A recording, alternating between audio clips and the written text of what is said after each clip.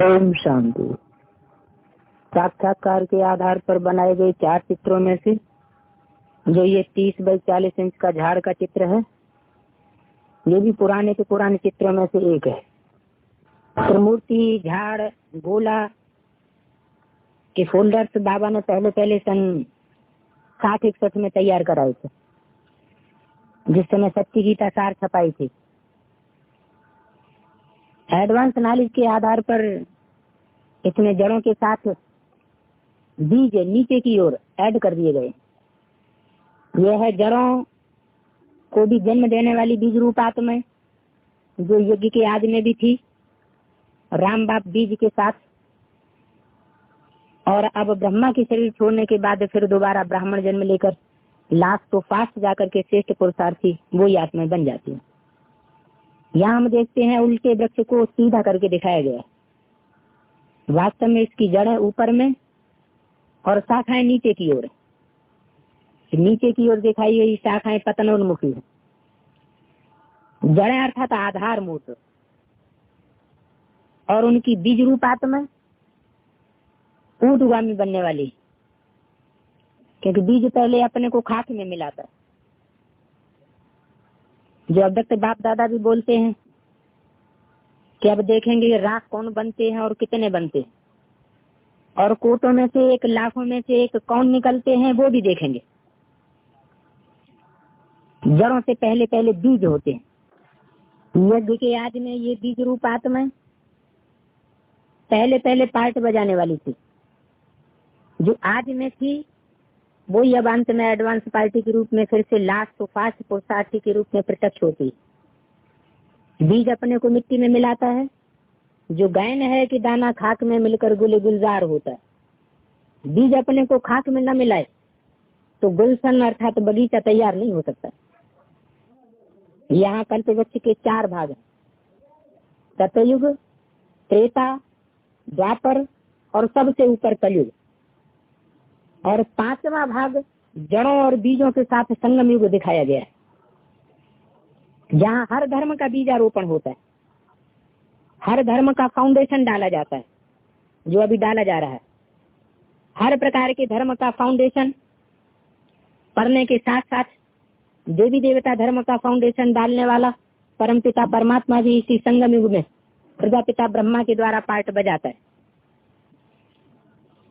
यहाँ जो माता पिता के रूप में चित्र दिए गए हैं, जो उन्हीं प्रजा और पिता और ब्रह्मा को समझना चाहिए। इनके दूसरे नाम अलग अलग धर्मों में आदम, हवा, एडम और ईव, आदिदेव, आदिदेवी के नाम से पुकारे गए। अन्य धर्मों का फाउंडेशन देहधारी मनुष्य गुरुओं द्वारा डाला जाता है।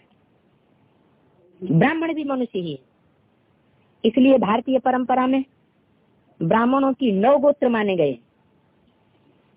9 धर्मों से कनेक्टेड 9 गोत्रों वाले ब्राह्मण ही यहाँ जड़ों पर बैठे दिखाए गए, जिनके बीज भी 9 प्रकार के। ये हर धर्म के अलग अलग बीज है। बीज में ज्यादा शक्ति होती है, इसलिए ये 9 बीज ही नवरत्न के रूप में गाए जाते हैं, जो जीते जी मरकर राख बनते, अर्थात अपने को राख बनाते हैं। राख बनकर भी ईश्वरीय सेवा के कार्य को संपन्न रूप देते हैं। ये नंबरवार ब्रह्मा की औलाद, जिनसे सारी सृष्टि का विस्तार होता है। ये स्वयं भी परमात्मा बाप से नंबरवार प्राप्ति करते हैं और अपने फॉलोअर्स को भी प्राप्ति कराने के निमित्त बनते हैं। लेकिन यहाँ जड़ों के अग्रभाग पर दिखाए गए वास्तव में उनमें से एक नाथ धर्म की जड़ और बीज धर्म के नाम पर टोटल अधर्म ही है।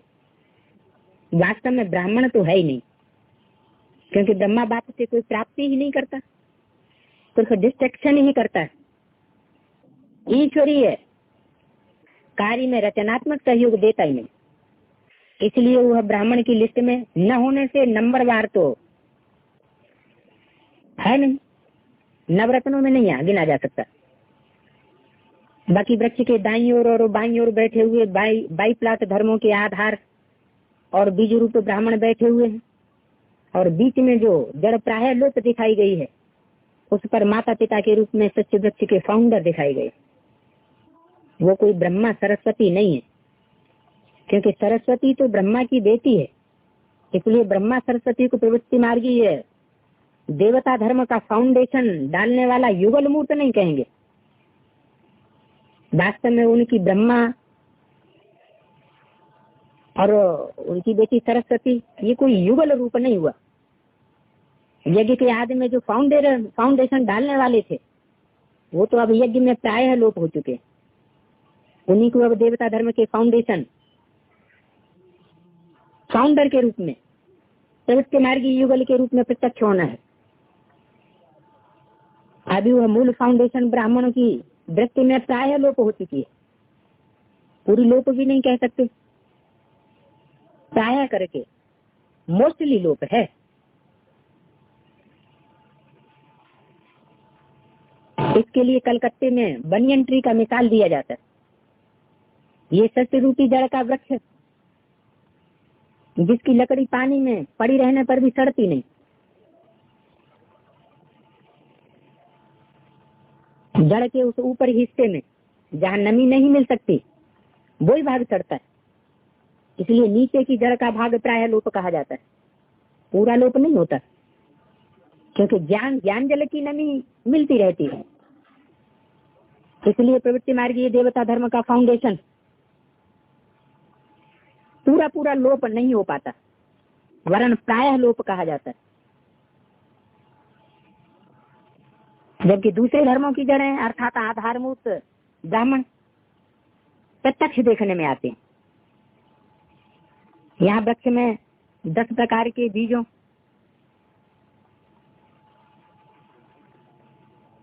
10 आधारभूतों की जड़ें और जो 10 प्रमुख शाखाएं दिखाई गई हैं उनके 10 धर्मों में गुण धर्मों का यहाँ पहले विवरण देना जरूरी है। तो वो 10 प्रमुख धर्म कौन कौन से हैं और उनकी विशेषताएं क्या क्या हैं और उन धर्मों में विशेष पार्ट बजाने वाली आत्माएं कौन कौन सी हैं, इसकी जानकारी भी जरूरी है, जिसमें हर धर्म की आत्मा की सहज ही पहचान की जा सकती है। तो पहले है आदि सनातन देवी देवता धर्म, जिसका मूल गुण धर्म सहनशीलता है। सहनशीलता ही सर्व गुणों का राजा है। इस गुण के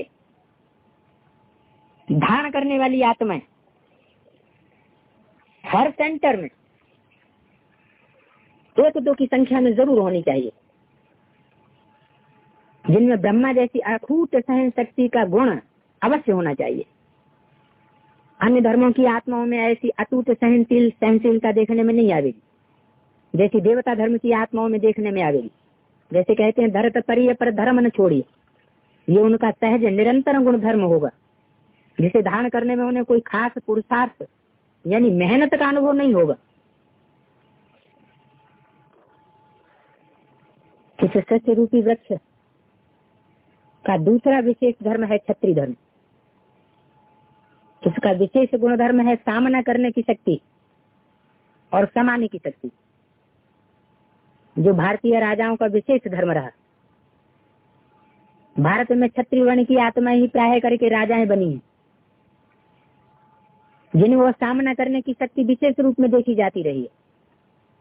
ऐसी बात भी नहीं कि इनमें सहनशीलता होती नहीं है, परंतु प्राय करके जिसमें शक्ति होती है, बल होता है, वो सहन क्यों करेगा? सहन करने की शक्ति होते हुए भी यह सामना करने की स्वभाव वाली होती है आतताइयों के प्रति। विकराल से विकराल परिस्थितियों में भी सामना जरूर करेंगे। जैसे सागर के विशेष 2 गुण अव्यक्त वाणी में बाप दादा ने बताए हैं कि सागर ज्ञान लहरों से तूफानों का सामना भी करता है, और कैसी भी गुण धर्म वाली विरोधी आत्माओं को भी अपने में भारतीय ऐतिहासिक परंपराओं के अनुसार समाये लेना, ये आत्मसात कर लेना, इन क्षत्रिय वर्ण की विशेष आत्माओं का गुण धर्म है। विदेशी धर्मों के क्रूर आतताई अत्याचारी धर्मावलंबियों ने भारत में आकर के कितने ही अत्याचार किए, बार बार आक्रमण किए, लूटमार की, परंतु फिर भी भारतीय राजाओं ने उनका मुकाबला भी किया और उन्हें जरूरत पड़ने पर, समय आने पर आत्मसात भी कर लिया। भारत माता पिता का देश है, क्योंकि राम बाप को कहा जाता है, और कृष्ण है देवता धर्म की मृदुल स्वभाव वाली, मातृ स्नेही, मातृ वात्सल्य के स्वभाव वाली आत्मा। राम और कृष्ण दोनों ही सत्य रूपी रंगमंच के हीरो हीरोइन, माता पिता है। आदम हव्वा या एडम ईव हैं, तो पिता की कठोरता, क्षत्रिय धर्म की बीज राम वाली आत्मा में समाई हुई है। उस बीज पिता में सारे सत्य रूपी वृक्ष की सार रूप शक्ति समाई हुई है। तो सर्व मनुष्य आत्माओं को समाने का उसमें विशेष गुण धर्म अवश्य होगा। तीसरे नंबर का अगला धर्म है इस्लाम धर्म। यह है नंबर 1 वाम मार्गी धर्म। वाम मार्ग माने उल्टा रास्ता बताने वाला। इसका विशेष गुण धर्म है महाकामी। एक होता है कामी, अर्थात सिर्फ अपनी पत्नी या पति तक ही काम वासना में लिप्त रहता है, उसको कहते हैं कामी। परंतु महाकामी उसे कहा जाता है जिसकी वासना पूर्ति एक से नहीं हो पाती।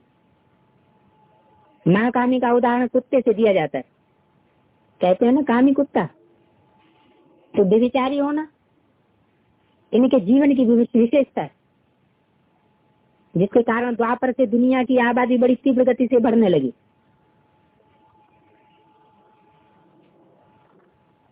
वास्तव में इस्लामियों, जिनका अपर नाम बाद में मुस्लिम पड़ा, उनकी संख्या तो बहुत तेजी से बढ़ी। इनमें शुरू द्वापर में भाई बहनों में भी शादी की परंपरा होती थी।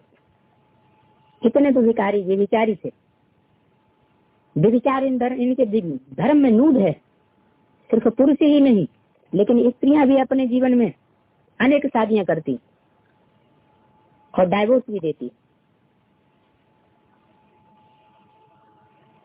है। तो ये सब ड्रामा प्लान अनुसार, यदि ऐसा न करते तो उनकी जनसंख्या की वृद्धि भी न होती।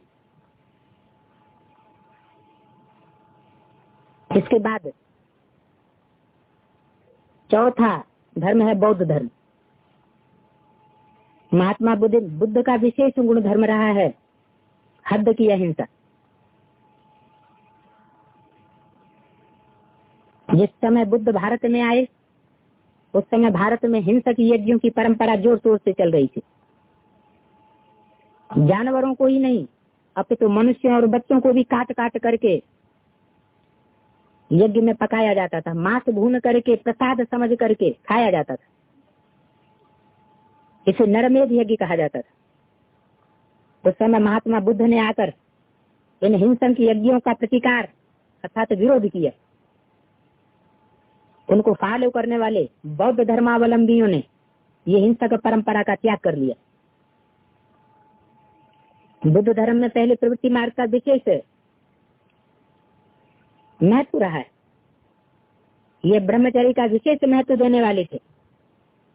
परंतु बाद में कुछ समय के पश्चात जब बौद्ध विहारों में इनके भोलेपन के कारण स्त्री और पुरुष इकट्ठे निवास करने लगे, तो इनमें व्यभिचार फैल गया। और उसका जब भंडाफोड़ होने लगा, तो पुरुष बौद्धियों को तीव्र वैराग आता गया और वे निवृत्ति मार्गी सन्यासी बनने लगे। इसीलिए बाबा ने एक वाणी में कहा है कि सन्यासी कब आए? क्रिश्चियन से कुछ पहले आते। वास्तव में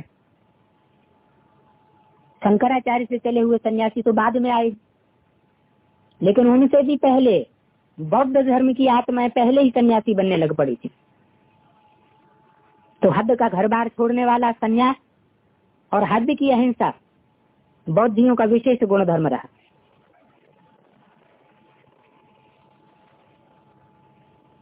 बौद्धियों की अहिंसा कायरता वाली अहिंसा है। इसलिए विदेशी आक्रमणकारियों को इन्होंने मुकाबला किया ही नहीं। बड़े सहज भाव से इन्होंने अपने बीवी बालों बच्चों को आकांक्षाओं के हवाले कर दिया और सदा के लिए अधीन हो गए। यही कारण है कि बौद्ध धर्म संसार में अधिक समय तक अस्तित्व में नहीं रह सका और यही कारण है कि आज लगभग सभी बौद्धी धर्म खंडों में नास्तिकवाद अर्थात रूस के कम्युनिज्म का बोलबाला हो गया। पांचवा अगला धर्म है क्राइस्ट का क्रिश्चियन धर्म। क्रिश्चियन धर्म का मुख्य गुण धर्म है क्रोध। ये दूसरे नंबर का वाम मार्गी धर्म है। ऐसे नहीं कि इसके धर्मावलंबियों में इस्लामियों जैसी काम वासना अर्थात व्यभिचारी वृत्ति नहीं होती। इनमें भी डाइवोर्स देने और एक ही जीवन में अनेक संबंध जोड़ने की व्यभिचारी वृत्ति है, होती है, परंतु इस्लामियों के मुकाबले ये ठंडे प्रदेशों में पनपने वाला धर्म है। इस्लामियों का धर्मखंड गर्म होने के कारण काम वासना की वृद्धि करने वाला, जबकि ईसाइयों का यूरोपीय धर्मखंड मौलिक रूप से ठंडा होने के कारण ठंडे क्रोध को जन्म देने वाला। ठंडे क्रोध का मतलब है कि तत्काल ही शंकर की तरह धूम धड़ाका करने वाला स्वभाव इनमें नहीं होता। उसी समय ये क्रिश्चियन शांत रहेंगे जब क्रोध आएगा। मालूम भी नहीं पड़ेगा कि क्रोध ने इनके अंदर अड्डा जमाए रखा है। बड़े शांत और सभ्यता की प्रतिमूर्ति देखने में आवेंगे, परंतु अंदर ही अंदर क्रोध की ज्वालामुखी घुमरने लगेगी और वो क्रोध की ज्वालामुखी इतना भयंकर रूप धारण करती है कि अपने विरोधियों के प्रति एटॉमिक बम्स जैसी भयंकर परिणाम लाने वाली सामग्री बनाने से भी नहीं चूकते। भले ही उसके विस्फोट से सारी दुनिया भी स्वाहा हो जाए और उसमें भारतवासी प्रसिद्ध है। भारत के जो प्रसिद्ध महाभारत प्रसिद्ध है, यादवों के बुद्ध रूपी पेट से निकले लोहे के मूसलों की भांति अपने ही सारे कुल का सर्वनाश ही क्यों न हो जाए। ऐसे भयंकर परिणामों को अच्छी तरह समझने के बावजूद भी ये अपने क्रोध को रोक नहीं पाते। भरपूर वार करने के लिए सतत प्रयत्नशील बने ही रहते। ऐसे खतरनाक खौफनाक ठंडे क्रोध को अंदर ही अंदर गुप्त रूप से बढ़ाने के लिए बाहरी सभ्यता का ढोंग करना, दिखावा करना अर्थात तो पोप लीला करना इन क्रिश्चियंस का दूसरा विशेष गुणधर्म है। ये प्रदर्शन करने का गुणधर्म ही ऐसा है जो इनमें एडवर्टाइजमेंट की विशेष कला को जन्म देने वाला है। इनके एडवर्टाइजमेंट की कला ने वो कमाल करके दिखाया कि प्राचीन भारतीय सभ्यता को असभ्य और पिछड़ा हुआ साबित कर दिया। इन्होंने हिस्ट्री में ये साबित कर दिया कि आर्य यूरोप की ओर से आए और भारत में पिछड़े हुए लोग रहते थे। ग्रीस और रोम की पुरानी यूरोपीय सभ्यता का संसार में इन्होंने नाम बाला किया, जबकि वास्तविकता बिल्कुल इसके विपरीत है। इस प्रकार क्रिश्चियंस के विशेष गुण धर्म हुए ठंडा क्रोध, प्रदर्शन की पोप लीला और तीसरा एडवर्टाइजमेंट की धोखाधड़ी। भारत ये तीनों ही गुण भारत की प्राचीन परंपराओं के बिल्कुल विपरीत है। अगला छठा धर्म है संन्यास धर्म। यह भी बौद्धियों की तरह स्वदेशी भारतीय धर्म है। बौद्धि मौलिक रूप से प्रवृत्ति मार्ग वाले रहे, जबकि इसके प्रणेता आद्य शंकराचार्य बचपन से ही निवृत्ति मार्ग को अपनाने वाले रहे। द्वापर से लेकर कलयुग अंत तक भारत में ही फलते फूलते रहते। सिर्फ लास्ट के 100 वर्षों में भारत में अपनी टोल पट्टी खुल जाने के ना भय से विदेशों में फैल जाते। वहां जाकर के भारत का प्राचीन योग सहज योग के नाम पर हठ योग की शारीरिक प्रक्रियाएं दिखाने लग पड़ते। इस धर्म का विशेष गुण है कायरता वाली पवित्रता। जैसे कोई 5-10 वर्ष जेल में रहे और जेल से बाहर आने के बाद अपने ब्रह्मचर्य की दी हाँकने लगे कि मैंने 10 साल ब्रह्मचर्य पालन किया, तो ऐसी ही मजबूरी की दूरवाद खुशवासवादी पवित्रता धारण करने में ये बड़े माहिर। प्रवृत्ति में पत्नी बाल बच्चों के साथ रहकर पवित्रता धारण करना इनके लिए असंभव है। इसलिए नारी नरक का द्वार कह करके जंगलों की ओर भागते रहे, अपनी कमजोरी को न देख दूसरों की कमजोरियों की ओर इशारा करने लग पड़े। तो बल कायरता वाली पवित्रता तो है, परंतु पवित्रता के प्रति इनमें प्यार तो है। पवित्र रहकर इन्होंने गिरते हुए भारत को थमाया तो है। विभिचारी विदेशियों के प्रभाव से प्रभावित भारतवासी राजाओं में जिस समय कृष्ण पूजा को लेकर 16,000 कृष्ण की रानियों का हवाला देकर अनेक रानियां रखने की विभिचारी परंपरा चल पड़ी थी, और यथा राजा तथा प्रजा भी विभिचार में आसक्त होने से तेजी से नरकगामी बनते हुए खतरनाक रसातल की ओर जाने लगे। उस समय द्वापर के अंत में इस धर्म की शुरुआत ने गिरते हुए भारतवासियों को पवित्रता का संदेश दिया, जैसे भारत के राजाएं अपनी भोग विलासता को त्याग कर तपस्वी जीवन बिताने लग पड़े और भारत पतन के गर्त में जाने से बच गया। तो संन्यास धर्म की विशेषता है कि आज में पवित्रता की पावर से त्यागी, तपस्वी और शुद्ध भारतीय पार्ट बजाने वाले होते हैं, जबकि ये सतो प्रधान स्टेज में होते हैं। परंतु अंत में यही सन्यासी तमो प्रधान होने पर भोगी, विलासी, शुद्ध विदेशीयता का पार्ट बजाने वाले साबित हो जाते। अच्छे अच्छे घरों के साहूकार गृहस्थियों के पास भी जो भोग विलास की साधन सामग्रियां नहीं होती, वो भी इनके पास बहुतायत से देखी जा सकती है। कोई कोई सन्यासियों के पास तो अपने पर्सनल एरोप्लेन भी घूमने फिरने के लिए होते। तात्पर्य है कि ये सन्यासी न भारतीय कुल के पक्के रहते और न विदेशी कुल के पक्के होते। इसलिए भारतीय शास्त्रों में न पांडवों के बीच न कुल अर्थात न इस कुल के न उस कुल के ये संज्ञा दी गई। 5 पांडवों में से एक पांडव का नाम नकुल बताया गया। नकुल का अर्थ होता है न्योला। न्योलाई स्वभाव अर्थात विषय विकार रूपी विष उगलने वाले विषैले सर्पों को खंडन करने का स्वभाव इनमें प्रबल होता है। विष उगलने वाले धर्म है ही इस्लाम धर्म, वाम मार्गी धर्म, क्रिश्चियन धर्म, मुस्लिम धर्म और रूस का नास्तिकवाद। बाबा ने भी बोला है कि अंत में जब सन्यासी निकलेंगे तो तुम बच्चों की विजय हो जाएगी, क्योंकि यही सन्यासी असली ज्ञान को जानने के बाद विदेशियों और विधर्मियों का भंडा फोड़ कर डालेंगे। बल सन्यासियों का मुख्य गुणधर्म कायरता वाली पवित्रता ही है, परंतु आदि और अंत में इनकी यही अनेक जन्मों की पवित्रता की पूंजी भारत के उत्थान में काम तो आती है। यही कारण है कि इन्हें अपनी कायरता वाली पवित्रता का बड़ा अहंकार रहता है। रूस के नास्तिक धर्म के बाद दुनिया का दूसरे नंबर का अहंकार भी इन्हीं संन्यास धर्म की आत्माओं में सबसे जास्ती देखने में आता है। लेकिन थोड़ा बहुत अंतर है।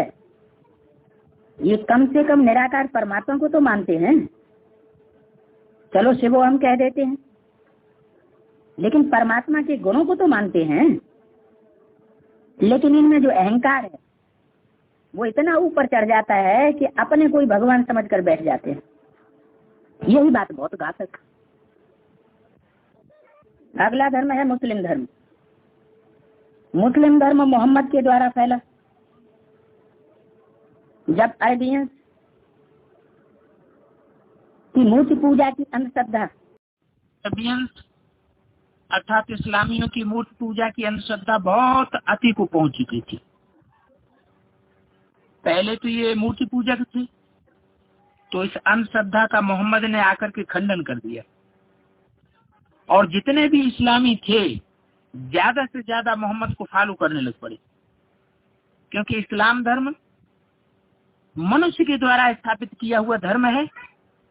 इसलिए मनुष्य के द्वारा स्थापित किया हुआ धर्म ज्यादा सात्विक स्टेज में नहीं रह सकता। तो उस धर्म का तेजी से पतन हुआ। अंधश्रद्धा, अंधविश्वास के आधार पर तेजी से पतन हुआ और काम वासना के आधार पर तेजी से पतन हुआ। तो उस धर्म को नया रूप देने के लिए मोहम्मद ने आकर के मुस्लिम धर्म स्थापन किया।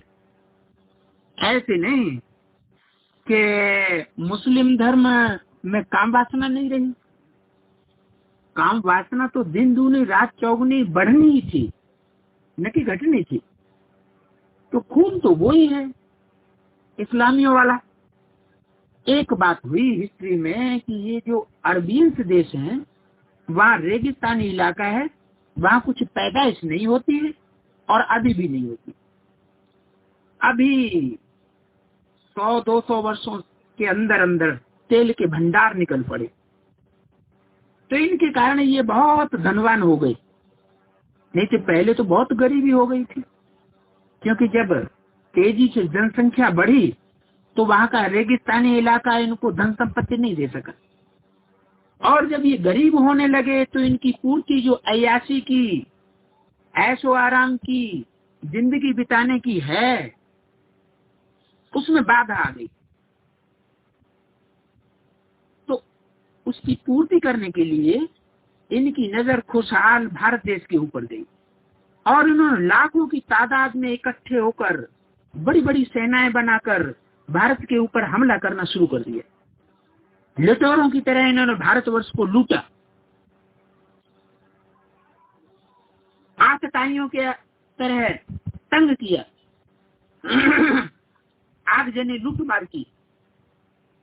हिस्ट्री में इनके आक्रमण जो भारत के ऊपर किए गए हैं वो बहुत प्रसिद्ध हैं। तो दुनिया में हिस्ट्री के अंदर ये धर्म लोलुप साबित हो जाता है। कामी तो है ही, लेकिन साथ साथ लोलुप भी। लोभ अर्थात लोलुपता जितना इनके अंदर समाई हुई है, उतना लोभ दुनिया के किसी धर्म में समाया हुआ नहीं। और न इस लोभ के आधार पर कोई धर्म इतना आक्रामक बना, अत्याचारी बना। इसके बाद अगला धर्म है सिख धर्म। जब मुसलमानों का अत्याचार द्वापर के अंत से शुरू होकर, यानी कलयुग के आदि से ही मुसलमानों के आक्रमण शुरू हो चुके थे। पहला आक्रमण मोहम्मद बिन कासिम के द्वारा कलयुग के आरंभ में हुआ, अर्थात आज से 1200 वर्ष पूर्व।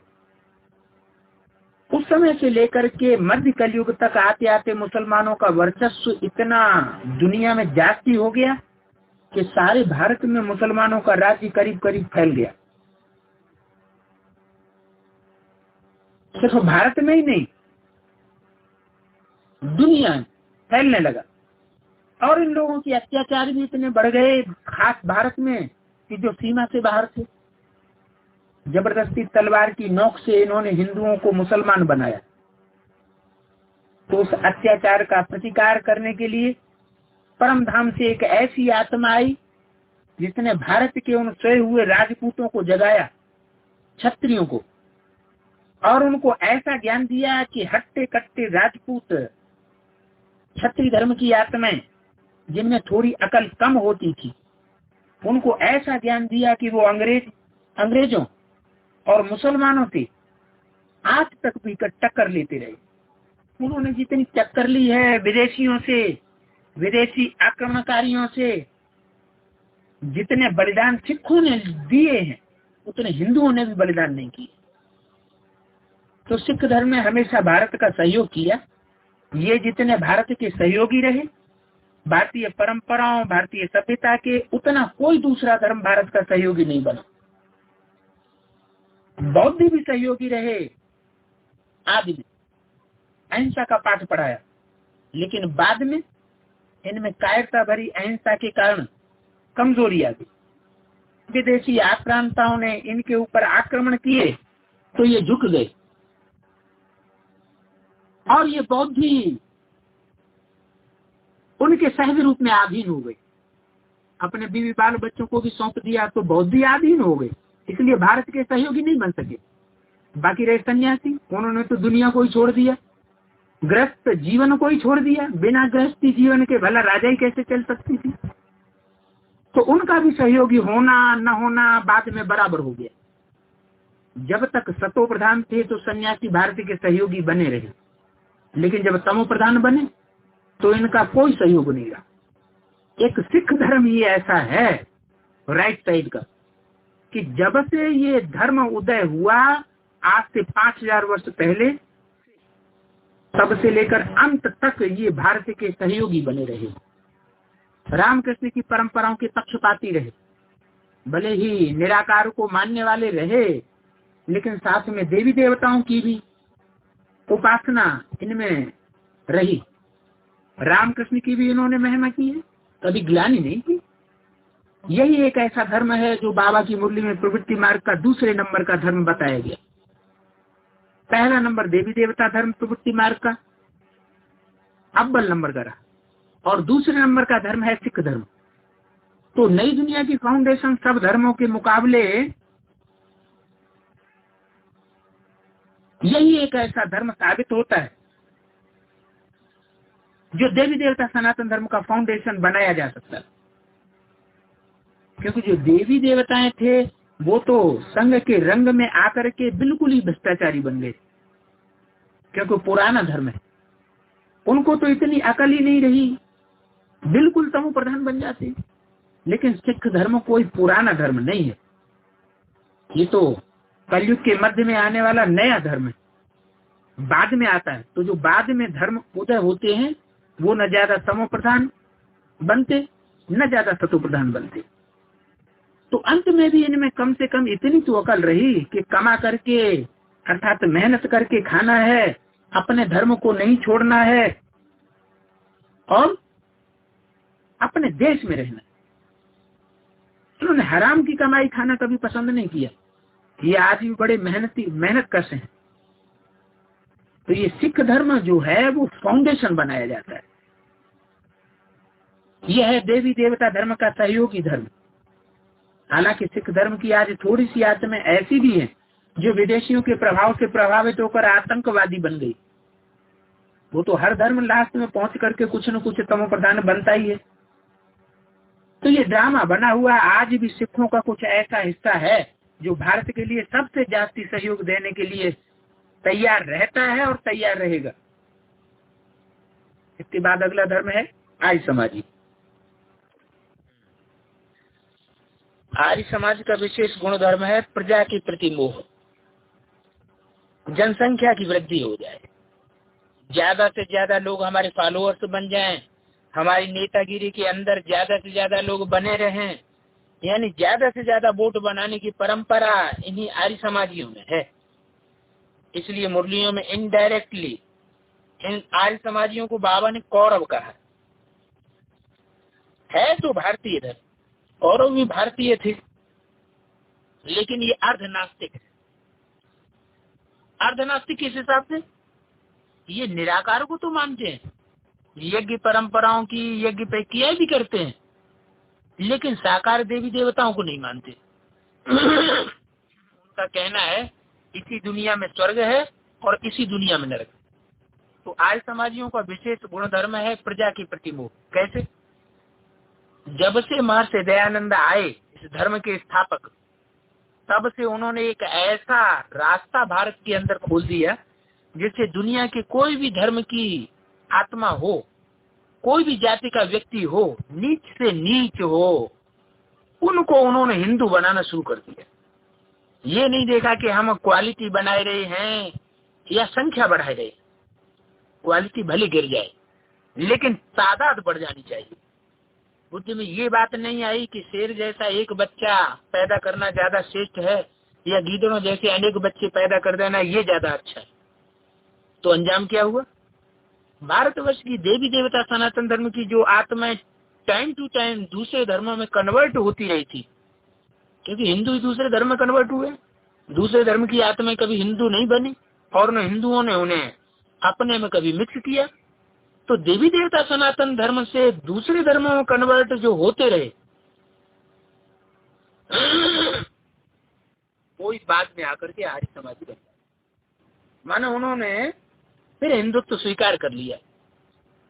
तो मतलब जो देवी देवता सनातन धर्म की कच्ची आत्माएं थी वो ही कन्वर्ट होकर के आकर के आर्य समाजी बनती। इस्लाम धर्म आया तो इस्लाम धर्म में ये चले गए। इस्लाम धर्म में जब उनको सुख नहीं मिला तो क्रिश्चियन धर्म में चले गए, उसमें भी सुख नहीं मिला तो मुस्लिम धर्म में फिर कन्वर्ट हो गए। तो ऐसे एक से दूसरे, दूसरे से तीसरे धर्म में जहाँ जहाँ अवसर देखा सुख पाने का, वहाँ वहाँ सतो प्रधान धर्मों में घुसते चले गए। लेकिन गीता में जैसा बताया है, स्वधर्मो निधनम से या परधर्मो भयावह, और बाबा ने भी बताया अपने धर्म में मर जाना अच्छा है, दूसरे का धर्म दुख देने वाला, अपने धर्म में रहना ठीक है। तो इनकी हमेशा ये वृत्ति रही कि हमारा अपना कोई धर्म निश्चित पक्का नहीं, जो आया उसी धर्म को अपना लिए, जैसे अवसर देखा वैसे कन्वर्ट हो गए। जैसे आज के नेताएं हैं अवसरवादी, जहाँ देखी तबा बरात वहां अपने को चेंज कर लिया, वहां बिताई सारी रात। तो ऐसी जो आत्माएं हैं, उन्होंने जब भारत में महर्षि दयानंद के द्वारा ऐसे धर्म की स्थापना की बात सुनी तो फट से ललचाए मानो, क्योंकि इनके अंदर संस्कार भरे हुए हैं भारत के स्वर्गीय सुख भोगने के, पुराने संस्कार हैं। जितने उन्होंने भारत में सुख देखे, उनकी आत्मा ने अनुभव किए सुख, उतने सुख वो किसी भी धर्म में अनुभव किसी जन्म में कर ही नहीं पाए। धर्म कर्मठ करने से कहीं सुख थोड़ा ही हो सकता है। जहाँ धर्म होता है पक्का, वहाँ माइट होती है और शक्ति से ही सुख भोगा जाता है। इसलिए बाबा कहते हैं रिलीजन इज माइट। जहाँ आदमी में शक्ति नहीं तो सुख क्या भोगेगा। अंदरूनी शक्ति हो चाहे बाहरी शक्ति हो, जहाँ धर्म के प्रति मान्यता नहीं वहाँ शक्ति भी नहीं, माइट भी नहीं रह सकती। तो जो हर धर्म में कन्वर्ट होती हुई आत्माएं अपने को बिल्कुल कमजोर कर बैठी, तो कमजोर हुई आत्माएं फिर आकर के भारत में हिंदुओं के आर्य समाज, हिंदू को स्वीकार करके आर्य समाजी बन गई। जो धर्म की इतनी कमजोर आत्माएं हैं कि राज सत्ता चलाने काबिल ही नहीं है। इनके राज्य में तो हिसाब वो होगा जो गायन है, टका सिर बाजी टका सिर खाजा, अंधेर नगरी चौपट राज। प्रजा के ऊपर प्रजा के शासन को बाबा ने बेकायदे राज्य बताया, अनलॉफुल अनराइटियस राज्य बताया। तो ये धर्म भारत का सबसे नीचा गिरा हुआ धर्म है, तामसी स्टेज का धर्म। अंतिम 100 वर्षों में पनपने वाला है दुनिया के अंदर। जब नास्तिक धर्म की बढ़ोतरी होती है, जो लास्ट धर्म है दुनिया का, उसी समय अर्धनास्तिक ये आर्य समाजी भी आते हैं। एक तरफ महर्षि दयानंद ने आकर के आर्य समाज धर्म चलाया और दूसरी तरफ रशिया में लेनिन और स्टालिन ने आकर के नास्तिकवाद का आरोपण कर दिया। जितने भी वहां के बड़े बड़े राजाएं, जार राजाएं थे, उनका कत्लेआम करवाया। तो ये दोनों धर्म, आर्य समाज और रशिया का कम्युनिज्म नास्तिकवाद, ये ऐसे धर्म हैं जो राजाई को पसंद ही नहीं करते, न ही राजाओं को पसंद करते हैं और न उनकी प्रजा में रहना पसंद करते हैं। अंग्रेज गवर्नमेंट के समय थोड़े से राजाएं थे जिनको उन आर्य समाजी कौरवों ने पेंशन और उपाधि वगैरह देकर के कम से कम उनका नाम तो कायम रखा था अंग्रेजों ने। लेकिन जब से ये कौरव गवर्नमेंट आई, तब से ये हाल हुआ कि राजाओं का नाम निशान गुम कर दिया। अगला 10वां धर्म है नास्तिकवाद। न ये आत्मा को मानते, न परमात्मा को मानते हैं, न स्वर्ग को मानते, न नरक को मानते। ये सिर्फ देह को ही सब कुछ मानते। देह के विश्लेषण में इनकी बुद्धि गई है। देह माना मिट्टी, तो तत्वों के अणु अणु का इन्होंने बुद्धि से विश्लेषण कर डाला और अणुबम एटम बम बना लिया। दुनिया के लिए खतरा पैदा कर दिया। और अपने लिए भी ये आत्माएं कंस्ट्रक्शन करने वाली नहीं है, लेकिन डिस्ट्रक्शन करने वाली आत्माएं।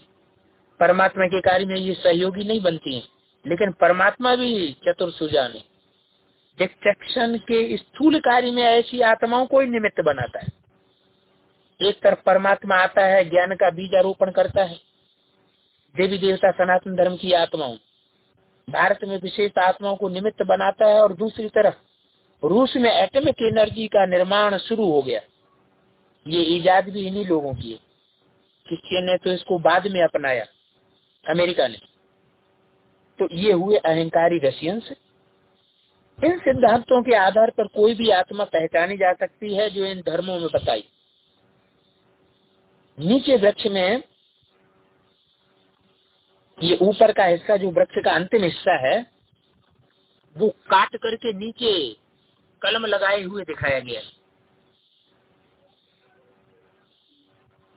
कलम का मतलब है कि हर धर्म की चुनी हुई कुछ विशेष आत्माएं हैं।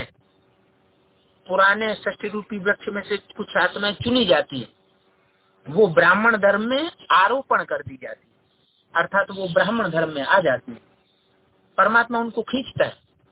तो जो दूसरे दूसरे धर्मों से कन्वर्ट होकर के आत्माएं ब्राह्मण धर्म में आई तो निश्चित है कि वो एक जैसी तो हो नहीं सकती।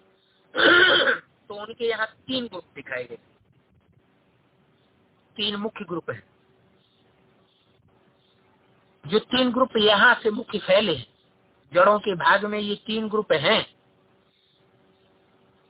लेफ्ट साइड की जड़ें, राइट साइड की जड़ें और बीच की लोप हुई जड़, जिस पर मुखिया माता पिता षष्ठी रूपी वृक्ष के बैठे हुए दिखाए गए।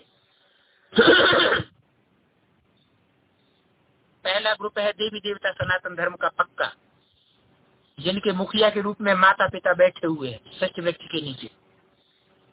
पिता के रूप में प्रजापिता ब्रह्मा, ये माता पिता के रूप में बिठाए गए। माता के रूप में मम्मा को बिठाया गया है। इसलिए ये नहीं समझना है कि यही मम्मा बाबा है। क्या समझना है? सृष्टि के माता पिता हैं ये जगदम्बा और जगत पिता एडम और ईव बैठे हैं, जिनको मुसलमानों में आदम और हवा कहा जाता है, जिनके द्वारा नई सृष्टि का फाउंडेशन लगाया गया। तो निश्चित है कि पिता वाली आत्मा अव्वल धर्म से होती है। अल्लाह अव्वल दीन कहा जाता है। देवी देवता सनातन धर्म के भी 2 रूप हैं।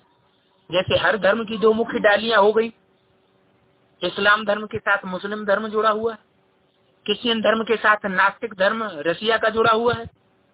ऐसे ही जो देवी देवता सनातन धर्म है वो तो पक्का प्रवृत्ति मार्ग वाला है। तो उसमें प्रवृत्ति किसकी है? देवी देवता धर्म, देवताओं की और क्षत्रियों की।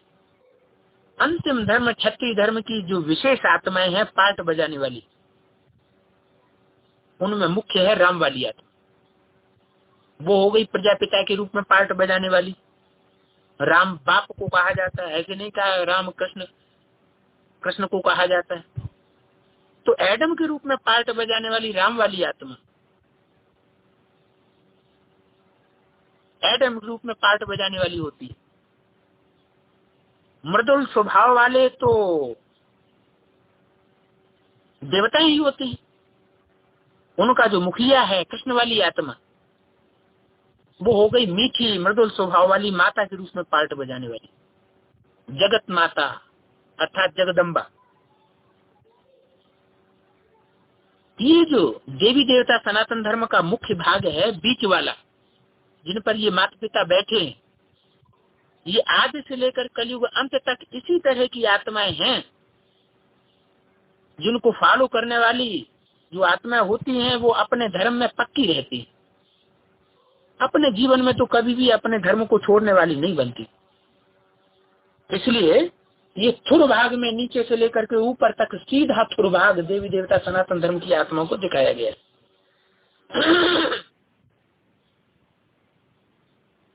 तो इसलिए बाबा बोलते हैं तुम बच्चे हो आज सनातन देवी देवता धर्म के पक्के, मतलब कभी दूसरे धर्म में कन्वर्ट होने वाली नहीं।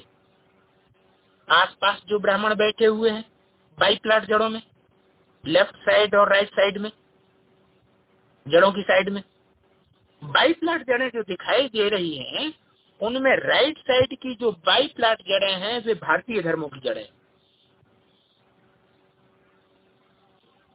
बौद्ध धर्म, संन्यास धर्म, सिख धर्म और आर्य समाज की आधार मूर्ति जड़ें।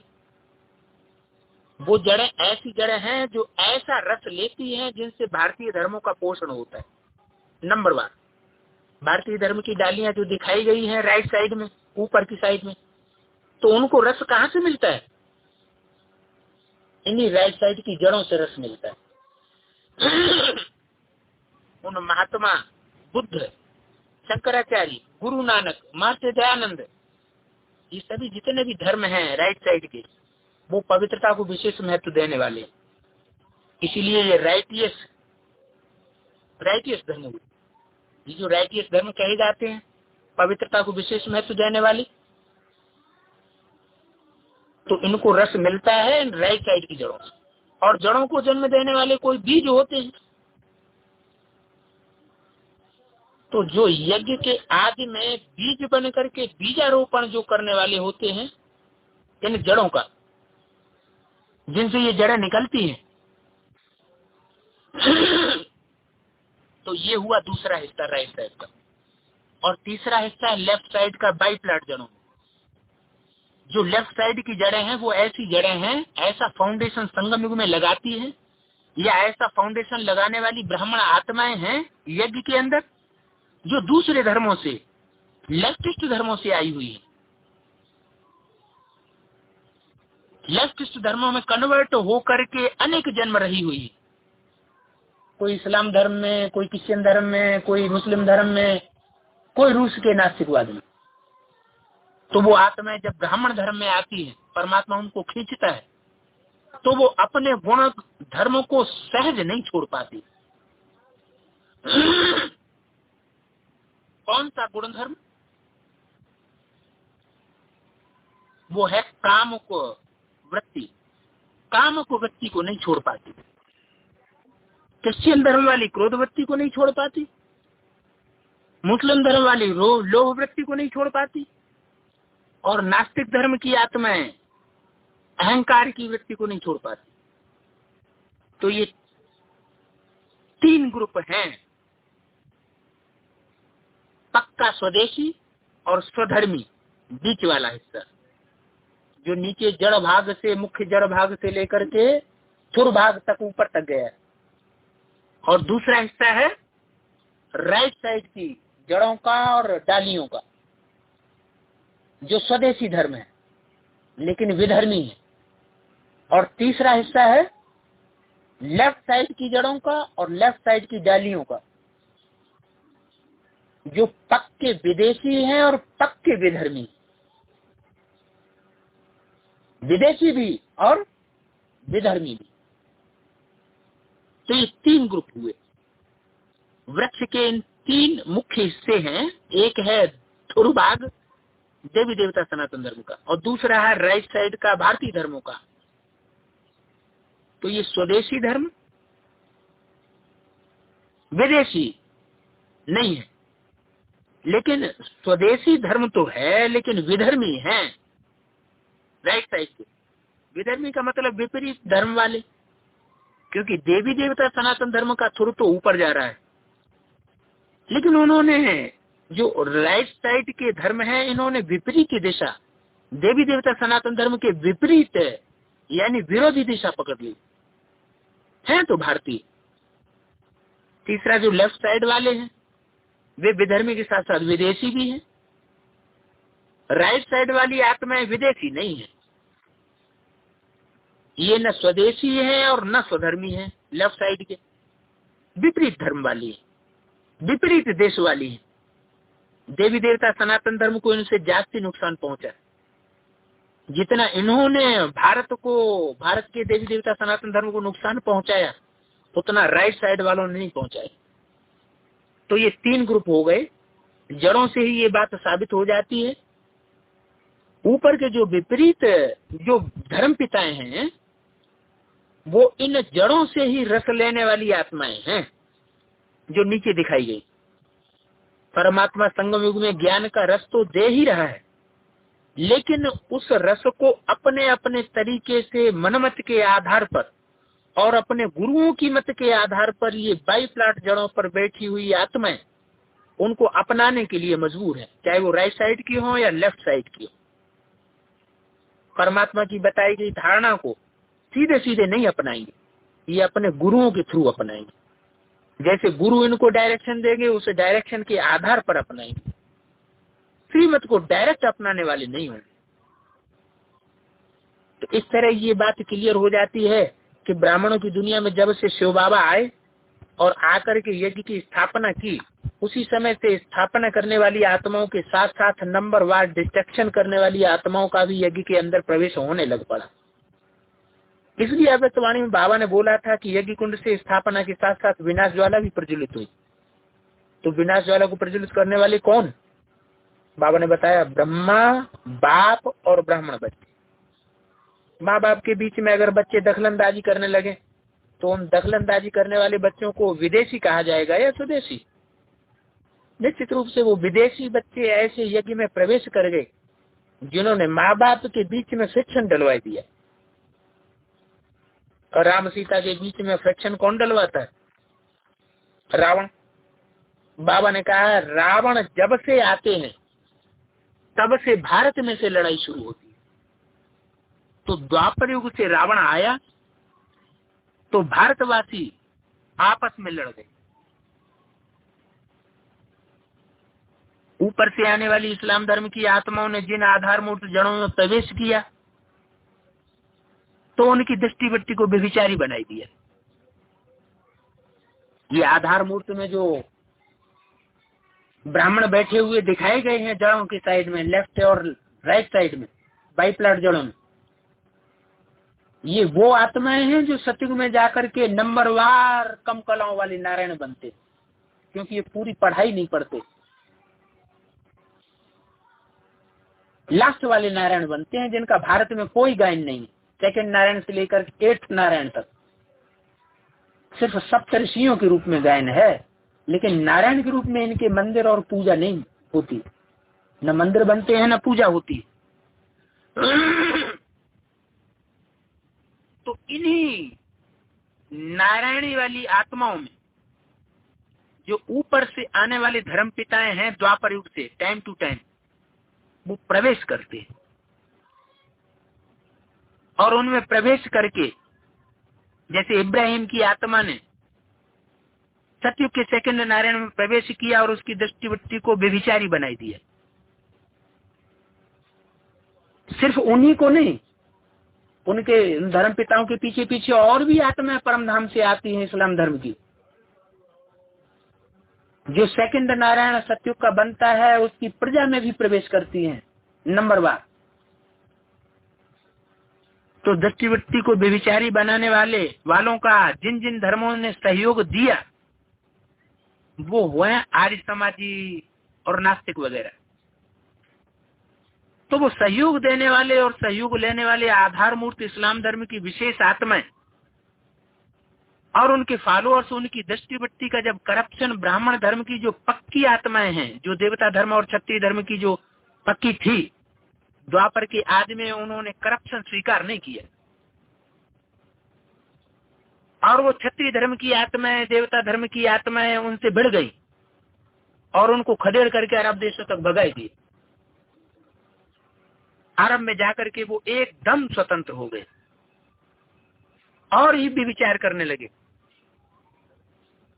इतने तो ये व्यभिचारी होते थे कि अपनी सगी बहनों से भी शादी कर लेते थे, क्योंकि इन्हें तो जनरेशन बढ़ानी थी।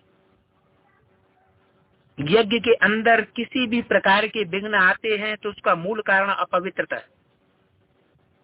सब बाबा ने बोला है, जो ब्राह्मणों की दुनिया में काम महाशत्रु बताया है, वो काम महाशत्रु विशेष ब्राह्मणों की दुनिया में काम कर रहा है। इसका प्रभाव किस ग्रुप की आत्माओं के थ्रू आता है? इस्लाम धर्म की आत्माओं के थ्रू आता है। और जो धर्म इनके सहयोगी बनते हैं वो सब उस वाइब्रेशन को फैलाने के निमित्त बन जाते और भारत के दुश्मन बन जाते, भारत की प्रवृत्ति को तोड़ देते। राम और सीता के बीच में उनको जुदा करने वाले कौन हुए? रावण का विशेष कार्य है राम को सीता से जुदाई देना। यज्ञ के अंदर आज से ही वो रावण घुस गया। कहते हैं स्वर्ग में कौन गया? पांडवों के साथ कुत्ता भी गया, कामी कुत्ता। तो वही कामी कुत्ता द्वापर युग से फिर अपना प्रभाव प्रत्यक्ष रूप में दिखाता है।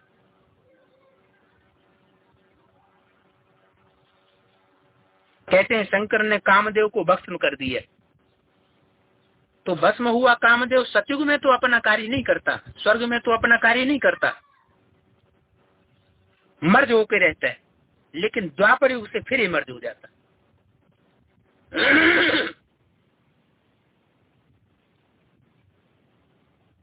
तो वही कामी कुत्ता द्वापर युग से फिर अपना प्रभाव प्रत्यक्ष रूप में दिखाता है। जब मम्मा बाबा शरीर छोड़ देते हैं तो शूटिंग पीरियड में ये सारी यज्ञ की सत्ता को अपने हाथ में समेट करके बैठ जाता अपने सहयोगियों के साथ, क्योंकि रावण का सर अकेला नहीं होता, काम विकार के बाद क्रोधी भी सहयोगी बनते, लोभी भी उसके, मोही अहंकारी रशियंस भी उनके सहयोगी बनते।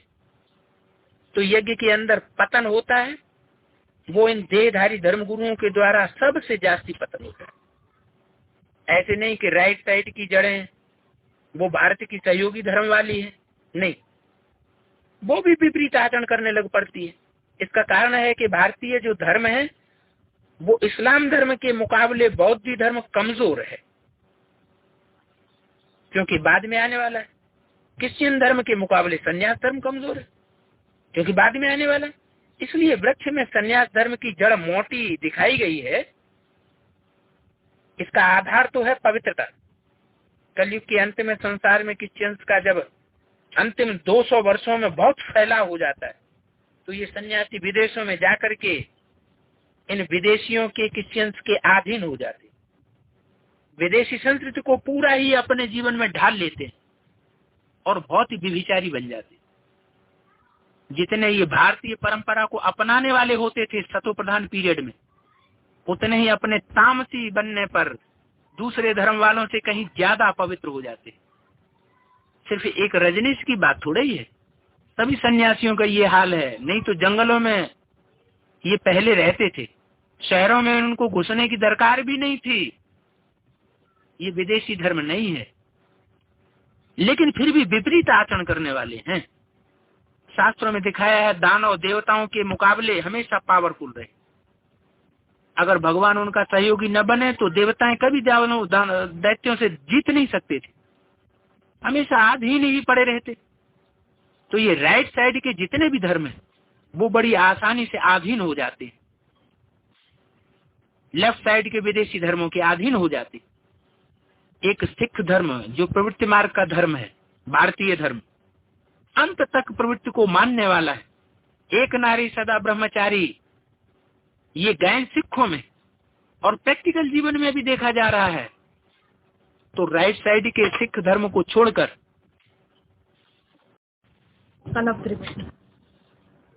एक सिख धर्म जो प्रवृत्ति का धर्म है, अंत तक प्रवृत्ति को मानने वाले हैं, एक नारी सदा ब्रह्मचारी, ये गायन सिखों में है और प्रैक्टिकल जीवन में भी ऐसा देखा जा रहा है। तो राइट साइड के सिख धर्म को छोड़कर बाकी जितने भी राइटियस धर्म हैं वो लेफ्टिस्ट धर्मों के अधीन हो जाते हैं।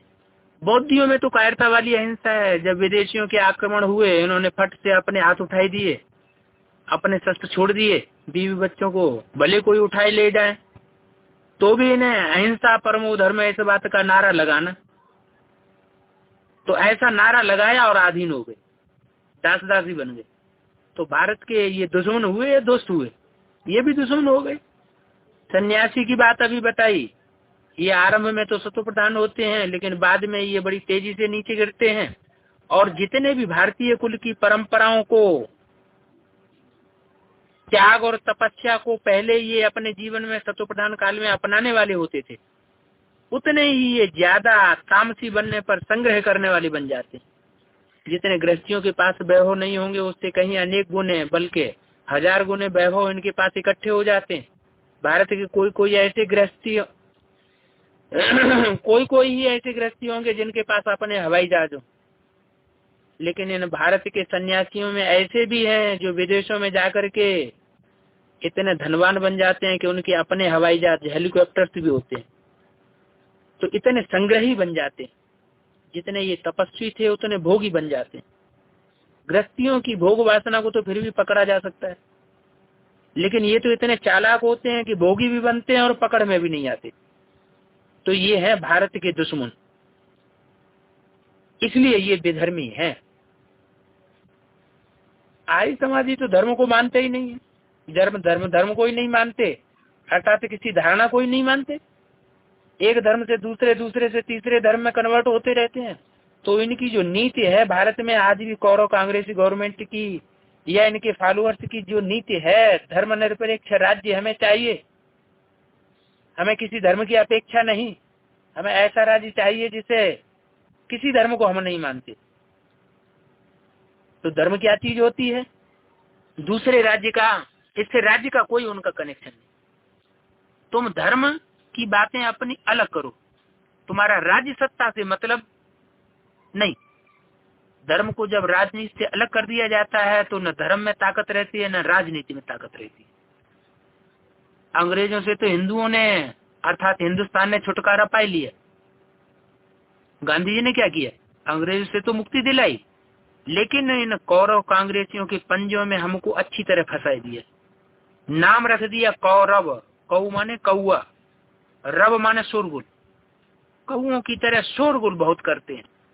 हम इतनी सुख समृद्धि लाएंगे, भाषणबाजी करना, टेलीविजन में, रेडियो में, पब्लिक में भाषणबाजी करना, हम इतने नलकूप लगाएंगे, इतने गांव में हमने पानी की व्यवस्था कर दी है, और पानी और बिजली की व्यवस्था कहीं भी ठीक नहीं है। गरीब पब्लिक को और ज्यादा परेशानी होती जाती। तो कौरवों की तरह शोरगुल ज्यादा करते हैं। जैसे कौरव गंद खाने वाले होते हैं, वैसे ये भी गंद खाने के लिए बड़े बड़े होटल तैयार करते हैं। 5 स्टार होटल, नाम देखो कितना बुलंद, 5 स्टार होटल। उन होटलों में जितना गंद चलता है वो किसी को पता ही नहीं। तो इनके पास प्योरिटी भी नहीं है तो प्रॉस्पेरिटी भी नहीं रह सकती। इनके राज्य में प्रजा सुखी नहीं रह सकती क्योंकि अनलॉफुल राज्य है। तो ये लेफ्ट साइड के और राइट साइड के बाई प्लाट जितने भी धर्म है वो भारतीय परंपराओं की विपरीत गति अपनाने लग पड़ते, कमजोर होने के कारण। कमजोर क्यों हुए? क्योंकि जब परमपिता परमात्मा आकर के ज्ञान का बल देता है, उस ज्ञान को ये अपनी मनमत के आधार पर मिक्स कर देते हैं, अपने से ऊंच गुरुओं की मत के आधार पर चल पड़ते हैं। इस्लाम का इनके ऊपर प्रभाव पड़ता है। इनकी जो कुप्रवृत्तियां हैं उनमें काम वासना प्रधान होती है, जिसके कारण वह बुद्धि विकारी बनती है। तो उनमें से ज्ञान निकल जाता है। तो जरूर यज्ञ की आज से ही कोई ऐसी आत्मा यज्ञ के अंदर प्रवेश कर जाती है जो कामी इस्लामी धर्म का बीज अर्थात अथवा आधार मूर्त आत्मा होती है। तो बीज भी होता है पहले, बाद में आधार मूर्त जड़ भी निकलती। इनके प्रवेश करने के कारण ही जो षष्ठी वृक्ष रूपी षष्ठी के माता पिता हैं उनमें संघर्ष होता है और ये दोनों जुदा हो जाते हैं। अंजाम क्या होता है? जब माँ बाप से जुदा हो जाती है तो विदेशी बच्चे, लेफ्टिस्ट बच्चे माँ के ऊपर हावी हो जाते हैं। अंजाम माँ का हार्ट फेल हो जाता है। ब्रह्मा का हार्ट फेल हो गया और यज्ञ की शासन सत्ता कामी क्रोधी लोभी मोही अहंकारियों के हाथ में आ गई। जो भारतीय राइटियस धर्म की आधार मूर्त और बीज रूप आत्माएं थी वो इनके मुकाबले कमजोर पड़ जाती, तो वो भी आधीन हो जाती है। माता पिता में भी माता जब पति के मरने पर असहाय हो जाती है या पति जब संन्यास धारण कर लेता है तब माँ बच्चों के अधीन हो जाती है। तो ब्रह्मा माता ब्राह्मण बच्चों की दुनिया में अधीन होकर गिरे। पराधीन सपने सुख नहीं, सहन तो किया, वो सहन करना और खुशी खुशी सहन करना चाहिए और खुशी खुशी उसका अंजाम भी होना चाहिए, वो नहीं हुआ। आखिर में हार्ट फेल हुआ और दुख दर्द लेकर के शरीर छोड़ दे। जैसे बिच्छू टेंडन होते हैं तो बिच्छू जब पैदा होते हैं तो अपनी माँ का पेट फाड़ करके पैदा होते हैं।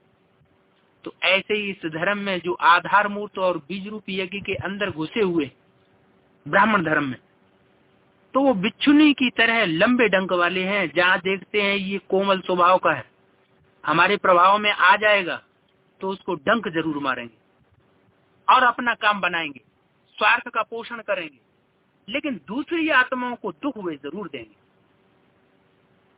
इसलिए बाबा ने मुरली में बोला है कि विधर्मियों के प्रति शक्ति स्वरूप बनना है। अगर शीतल न बने, वो शीतल ही बने रहे, शक्ति स्वरूप न बने, लूज रहे, सिद्धांतों में ढील देते रहे, तो ये तुम्हारे ऊपर हावी हो जाएंगे। ये देवी देवता सनातन धर्म की स्थापना में सहयोगी नहीं बनने वाली आत्माएं, ये विपरीत आचरण करने लग पड़ने वाली आत्माएं। तो इसलिए माँ भी आधीन हो जाती है, क्योंकि बाप का साया उसके ऊपर तो है नहीं। देवी देवता सनातन धर्म वाली जो सहनशील आत्माएं, उनके ऊपर बाप जैसी सशक्त आत्माओं का हाथ रहता ही नहीं। बाप गुप्त हो जाता है और वो आसुरी बच्चे कोमल स्वभाव वाले कृष्ण की सोल को ही सर्वे सर्वा बनाए देते। कृष्ण गीता का भगवान है, क्योंकि पोलाइट स्वभाव का है। यही हमारा भगवान है। ये हमको डंक मारने देता है, और जो डंक मारने दे वो भगवान हो गया। जो तुम्हारा सामना करे उसको तुम गुम कर दो। तो जब ऐसा होता है और उसकी अति हो जाती है, बाप को गुप्त कर दिया जाता है और बच्चे को प्रत्यक्ष कर दिया जाता है, रचना को, तब उस गुप्त पार्ट बजाने वाले परमात्मा को संसार में प्रत्यक्ष होना जरूरी हो जाता। कहते भी है, जब जब होए धर्म की ग्लानि, असुर बढ़े, अधम अभिमानी बढ़े, तब प्रभु मनुष्य शरीर धरते हैं, धारण करते हैं। तो ब्रह्मा का शरीर छूट जाता है तो किसी और तन में कार्य तो परमात्मा को करना ही है, लेकिन गुप्त रूप में पहले पार्ट बजाता है। ब्रह्मा का पार्ट था माँ का, वो तो टेढ़ा पार्ट था ही नहीं, तो पहचानने का उसमें कोई प्रश्न ही नहीं था। कहते ही है, वक्र चंद्रमा ग्रसन राहु, टेढ़ जाने शंका सब काहू। टेढ़े चंद्रमा को राहु नहीं पकड़ पाता। जब चंद्रमा सीधा हो जाता है, अर्थात संपूर्ण हो जाता है, तब राहु भी उसके ऊपर हमला बोल देता है। इसीलिए तो गायन है, टेढ़ी अंगुली किए बगैर घी नहीं निकल सकता। जब तक विधर्मियों के साथ शक्ति स्वरूप नहीं बनेंगे, तब तक ये सुधरने वाले नहीं। अर्थात ब्रह्मा की 100 साल आयु पूरी होने के बाद राम बाप ही विकराल रूप धारण करता है। ये क्षत्रिय धर्म की सशक्त आत्मा है, जन्म जन्मांतर की राजा बनने वाली विशेष आत्मा है। और जब ये प्रत्यक्ष होती है तो ये चोर भागने लग पड़ते, सामना नहीं करते, भागते हैं। जैसे कि प्रदर्शनी अंक में दिखाया गया है कि कैसे चोर डकैत विकारों रूपी ज्ञान सूर्य के प्रकट होने से भाग रहे। तो एक ही ऐसा धर्म रह जाता है जो परमात्मा का पहला सहयोगी बनता है, वो है सिख धर्म। आज सनातन धर्म के भी 2 छेड़े हैं, देवता धर्म और क्षत्रिय धर्म। और क्षत्रिय धर्म की भी कुछ क्षिप्र बुद्धि, कुछ डल हेडेड वाली आत्मा होती है, जो सिख धर्म में कन्वर्ट हो जाती है। सिख धर्म कलयुग का लास्ट धर्म, मध्य कलयुग में आता है, आर्य समाज से कुछ पहले तमो प्रधान समय में आया हुआ है। तो वो विदेशियों से मुकाबला करने के लिए, असुरों से मुकाबला करने के लिए निमित्त बनता है। इसलिए बाबा ने बोला है, त्रिमूर्ति के चित्र में शंकर की जगह मम्मा को बिठाने से बात सहज हो जाती है, क्योंकि असुर संहारणी का गायन है, असुर संहारी देवता का गायन नहीं है। शक्तियां ही असुरों का संहार करती हैं। जब वो शक्तियां शिव की बन जाती हैं, किसी मनुष्य की शक्ति बनकर नहीं रहती, शिव की ही शक्ति बनती हैं, तब उनके द्वारा असुरों का संहार होता है।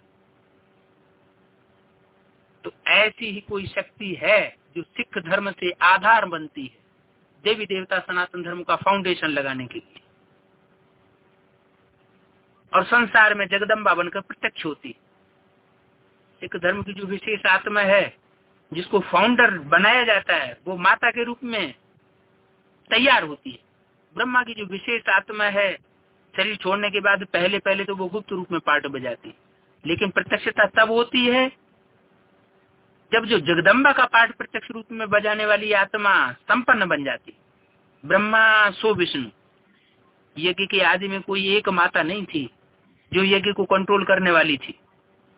मुरली में बोला हुआ है, अच्छी अच्छी बच्चियां जो मम्मा बाबा को डायरेक्शन देती थी, ड्रिल कराती थी, टीचर बन करके बैठती थी, हम समझते थे ये तो बहुत अच्छा नंबर माला में आवेंगी, वो भी गुम हो गई। उनमें बाबा प्रवेश करते थे, यानी ऐसी बच्चियां भी थीं जिनमें बाबा का प्रवेश होता था। और बाबा का प्रवेश तो रुद्रमाला के मणकों में ही होता है। तो बाबा कन्या के तन पर सवारी नहीं करते। इससे भी साबित होता है कि वो कन्या नहीं थी, माता थी। तो उनमें से एक माता,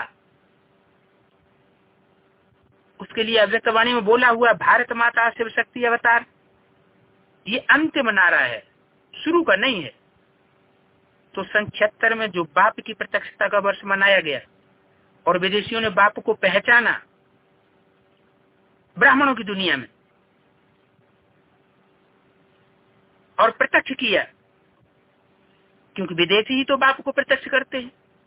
तो बीज रूप विदेशी हैं, वो बाप को प्रत्यक्ष करते हैं ब्राह्मणों की दुनिया में। तो माँ के बगैर ज्ञान यज्ञ की तरफ आकर्षित नहीं हो सकते, क्योंकि आसुरी स्वभाव संस्कार जो हैं वो लक्ष्मी के पीछे फिदा होते हैं, अमृत के पीछे फिदा नहीं होते हैं। जब अमृत कलश बांटा गया तो असुरों की नजर कहाँ लगी हुई थी?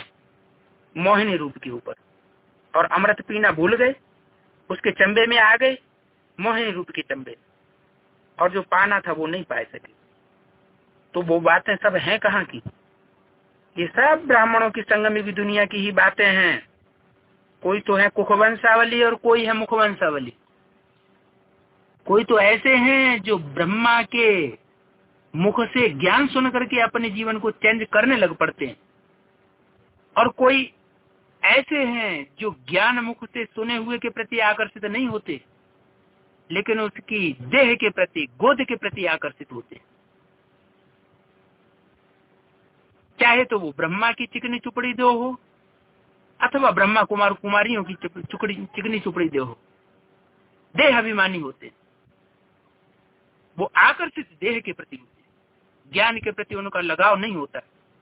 ऐसे जन्म जन्मांतर के उनके अंदर संस्कार भरे पड़े। तो ऐसी वो आसुरी आत्माएं हैं, वो परमात्मा के कार्य में सहयोगी कैसे बन सकती हैं? वो स्थापना का कार्य करेंगी या यज्ञ के अंदर घुस करके जैसे आस्तीनों के सांप बैठे हुए दिखाए जाते हैं शंकर की आस्तीन में? यज्ञ पिता रुद्र किसे कहा जाता है? शंकर को। उसकी बाहों में घुसे हुए सर्प दिखाए गए चित्रों में। आस्तीन के सांप अंदर घुस करके बैठते हैं और उनकी दृष्टिवृत्ति जो है वो परखी भी नहीं जा सकती, कोई सहज परख भी नहीं सकता, लेकिन उनका लक्ष्य अच्छा नहीं होता है। तो जैसा लक्ष्य वैसे ही उनके अंदर लक्षण होते हैं। वो ईश्वरीय यज्ञ को सहयोगी बनने के बजाय और ही विघ्न पैदा करने वाले बन जाते। परमात्मा बाप को प्रत्यक्ष करने के बजाय अपने को प्रत्यक्ष करने लग पड़ते, अपने फोटो छपाने लग पड़ते। परमात्मा बाप को गुप्त कर देते, कृष्ण को रचना को आगे कर देते और रचयिता को छुपाए देते, माना ब्रह्मा को सामने कर देते। तो ये सृष्टि वृक्ष के अंदर ये बातें क्लियर हैं। देवी देवता सनातन धर्म के बाद जब इस्लाम धर्म की स्थापना हुई तो लेफ्ट साइड की फर्स्ट जड़ है, इस पर बैठा हुआ ब्रह्मा कुमार जन्म लेते लेते जब द्वापर के आदि तक पहुंचता है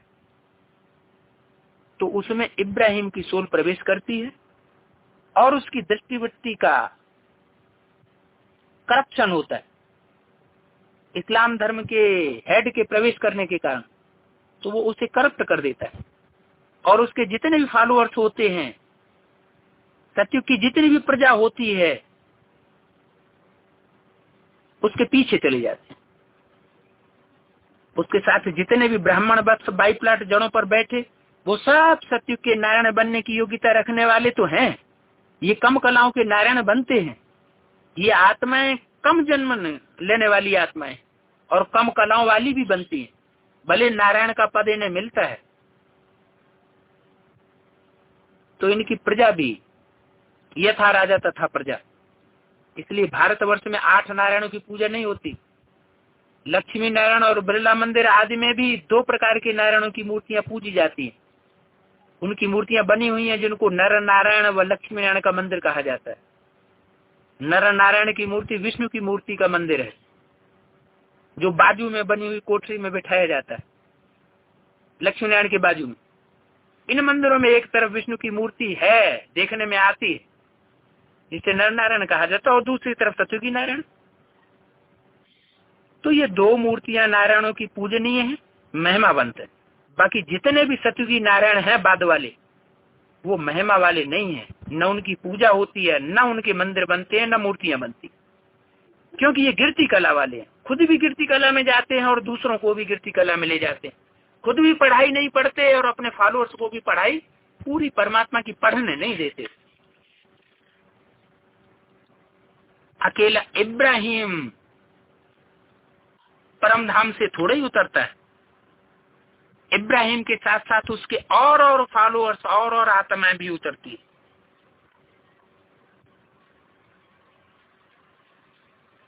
वो भी किसी न किसी शरीर में प्रवेश करती है। बाबा ने बोला हुआ, ऊंचते ऊंच बाप को जरूर ऊंचते ऊंच में प्रवेश करना पड़े। तो जितना ऊंचा धर्म पिता, उतने ऊंचे आधार में उसको प्रवेश करना पड़े। तो ये नियम बन जाता है कि सबसे ऊंचा धर्म पिता शिव परमात्मा, वो ऊंचे से ऊंचे प्रजापिता में प्रवेश करता है, ब्रह्मा में प्रवेश करता है। उसके बाद जो भी नंबरवार धर्म पिताएं ऊपर से आने वाले हैं, वो जरूर अपने ही नंबर के ऊंचे देवता में प्रवेश करेंगे। तो सतयुग में 8 गद्दियां हैं, संगम की मिलाकर के 9 बनती हैं। तो रामकृष्ण वाली आत्माओं में परमात्मा शिव का प्रवेश होता है। परमात्मा जिस तन में प्रवेश करता है उसको कोई भी प्रभावित नहीं कर सकता। वो किसी के प्रभाव में बंधने वाला नहीं है। जिस तन से परमात्मा पार्ट बजाता है, इसलिए बोला है राम बाप है एक, बाकी सब है सीता है। माना दादा लेखराज ब्रह्मा की आत्मा भी सीता हो गई। वो सब अधीन होने वाली आत्मा है,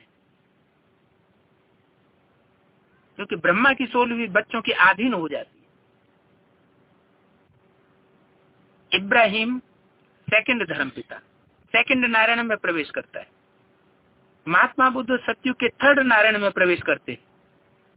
क्राइस्ट 4th नंबर के नारायण में प्रवेश करता है। इसी तरह जो जिस धर्म का नंबर होता है, जिस धर्म का नंबर का पिता धर्म पिता होता है, उसी नंबर के नारायण में प्रवेश करता है। लेकिन 9वें नंबर का धर्म पिता नास्तिक धर्म का है। न वो बाप को मानता है परमात्मा को, न आत्मा को मानता है, न रचयिता को, न रचना को मानता है। उसके लिए तो दैहिक सुख ही उनका आधार है। उनका लक्ष्य ही दैहिक सुख पाने का होता है। पुनर्जन्म को नहीं मानते। इसी जन्म में सब कुछ प्राप्त करने वाली आत्माएं। तो ऐसी आत्माएं जो न रचयिता को मानती, न उसकी रचना को मानती, तो उन्हें बाप रचयिता से कोई राजाई का वर्षा मिल ही नहीं सकता। क्योंकि दुनिया का नास्तिक धर्म ही अहंकारी धर्म है, जो वर्षा नहीं ले पाता। यही एक ऐसा धर्म है जो अहंकारी होने के कारण परमात्मा बाप से वर्षा नहीं ले पाता। और दुनिया के जितने भी धर्म हैं, चाहे कामी हैं, क्रोधी हैं, लोभी हैं, मोही हैं, अहंकार, लेकिन अहंकारियों को वर्षा नहीं मिलता। और विकारी धर्मों को वर्षा परमात्मा बाप से राजाई का मिल जाता है। आर्य समाजी जो आधीन, वो अधनास्तिक हैं। रचयिता को भले ही न माने, लेकिन उनकी रचना को तो मानते हैं। तो बाप को आशा रहती है कि कम से कम भाइयों की तो परवरिश करेगा। चलो मेरे को नहीं मानता तो कोई बात नहीं। तो ऐसी आर्य समाजी आत्माओं को भी नाम मात्र की राजाई तो मिल जाती है। तो परमात्मा की दृष्टि में सब विकार माफ। कामी, इस्लामी, क्रोधी, क्रिश्चियंस, लोभी, मुस्लिम, मोही, महर्षि भी माफ, लेकिन अहंकारी को कभी माफ नहीं किया जाता। अहंकारी को परमात्मा से प्राप्ति नहीं होती। जो संगम युग का नारायण है वो तो ताजधारी होता ही नहीं है, लेकिन जीवन भर उसको संघर्ष में गुजारना है। तो उसका होना न होना दुनियावी दृष्टि से तो बराबर हो जाता। ज्ञान की दृष्टि से तो महत्व है। 8 नारायणों में जो फर्स्ट नारायण है, जो सतयुग के 8 नारायण हैं, तो वो तो 16 कला संपूर्ण। उसमें तो परमात्मा शिव की प्रवेशता होती नहीं, प्रत्यक्षता के रूप में तो बिल्कुल नहीं। लेकिन पहले नंबर का जो संगमयुगी नारायण है, बेताज बादशाह, वो सफल तब होता है जब उसके अपने प्रवृत्ति मार्ग का जोड़ा सहयोगी के रूप में मिल जाता है, समान पुरुषार्थी। यानी 100 वर्ष की आयु जब पूरी होती है तो वो आत्मा उसमें प्रवेश करके और प्रवृत्ति मार्ग वाली बन जाती है, तो उसको निर्देशन सही मिल जाता है। माना ब्रह्मा की आत्मा को सही निर्देशन मिल जाता है कि हमें क्या करना चाहिए, क्या नहीं करना चाहिए। फर्स्ट नारायण सतयुग का देवी देवता सनातन धर्म का ही पक्का है। बाकी सेकंड नारायण से 8वें नंबर नारायण तक जो 7 सतयुग के नारायण हैं बाद वाले, वो द्वापर युग से आने वाले 7 धर्मों के आधार मूर्त है। नंबर 1 लास्ट धर्म है नास्तिक धर्म, लेनिन के द्वारा चलाया हुआ। लेनिन जिस जड़ में प्रवेश करता है आधार मूर्त ब्राह्मण में, वो आधार मूर्त ब्राह्मण में कलयुग के अंत में प्रवेश होता है। वही आत्मा जो जड़ पर बैठी हुई जन्म लेते लेते कलयुग के अंत में जब आती है, तो वो जड़ है तो सबसे छोटी और सबसे टेढ़ी लेफ्टिस्ट जड़ है। यूं तो परमात्मा का पार्ट बजाने वाले के सबसे नजदीक बैठी हुई है, परमात्मा पार्ट के नजदीक बैठी हुई दिखाई देगी। लेकिन करीब में होना और बुद्धि से करीब होना और संस्कारों से समीप होना, ये कोई जरूरी नहीं है। कोई कंधे पर सवार होकर के हर समय रहे, लेकिन कोई जरूरी नहीं है कि परमात्मा बाप अंदर से उसको पसंद करता हो, क्योंकि बाप के अंदर के प्यार और बाहर के प्यार की बड़ी भारी युक्ति है। ऐसा मुरली में बोला है। जो दुनियावी तरीके से पावरफुल हैं लेकिन अहंकारी है, उन अहंकारियों को बाप कभी पसंद नहीं कर सकता। बुद्धिमानों की बुद्धि तो परमात्मा स्वयं ही है, तो किसी के दिमाग को क्या पसंद करेगा। नास्तिकों ने राजाओं को कत्लेआम करवाई दिया, उन्हें राजाई पसंद ही नहीं, तो अपने आगे किसी की राजाई को वो देख ही नहीं सकते। जैसे परमात्मा राजाओं को ही पसंद करता है। दुनिया के बड़े बड़े राजाएं हुए, परमात्मा उसका आधार लेता है, तो जो बड़े से बड़ा राजा है उसका आधार लेगा, तो नास्तिक उसका विरोध करते हैं। तो अपनी आंखों से किसी की राजाई नहीं वो देख सकते, कितने अहंकारी हैं। उन अहंकारियों को बाप पसंद नहीं करता। बुद्धिमानी की बुद्धि तो परमात्मा स्वयं है, किसी के दिमाग को क्या पसंद करेगा। नास्तिकों ने राजाओं को कत्लेआम करवाई दिया था, उन्हें राजाई पसंद नहीं थी, तो अपने आगे किसी की राजाई वो देख ही नहीं सके। हाँ जी। जैसे परमात्मा राजाओं को ही पसंद करता है, दुनिया के का जो बड़े से बड़ा राजा है, परमात्मा उसका ही आधार लेता है। नास्तिक विरोध करते हैं तो अपनी आंखों से कैसे पसंद करेंगे। हमारे ब्राह्मणों की दुनिया में कोई ऐसा डुप्लीकेट नारायण होगा, नारायण बनने की योग्यता रखने वाला, जो यज्ञ के अंदर घुस करके अच्छा खासा व्यभिचारी बनने वाला होगा। जैसे कम्युनिस्ट में माँ नहीं बहन नहीं, बात तो राष्ट्र के लिए ही सारी संपत्ति अर्पण हो जाती, बच्चे भी अर्पण हो जाते। बच्चा पैदा हुआ हॉस्टल में डाल दिया गया, माँ स्वस्थ हुई वो अपने काम में चली गई, बच्चा हॉस्पिटल में पल रहा है, शिशु केंद्र में पल रहा है, थोड़ा बड़ा हुआ हॉस्टल में डाल दिया गया, प्राइमरी स्कूल में पल रहा है, फिर बड़ा हुआ उसको कॉलेज में डाल दिया गया, और बड़ा हुआ ट्रेनिंग हॉस्टल में। उसके बाद डायरेक्ट चला जाता है, गवर्नमेंट की प्रॉपर्टी बन जाता है। तो उस बच्चे को यही नहीं मालूम कि मेरी माँ कौन है और मेरी बहन कौन है। वो बच्चा बड़ा हो गया, होटलों में खाना खा रहा है, कारखानों में काम कर रहा है। होटल में जब रहता है तो जो भी साथ में संग नहीं आ जाए उसके साथ रात बेकार बिताएगा, तो वो ही उसकी पत्नी हो गई। हो सकता है उसकी बहन और माँ भी हो सकती, तो उसको क्या पता पड़ेगा।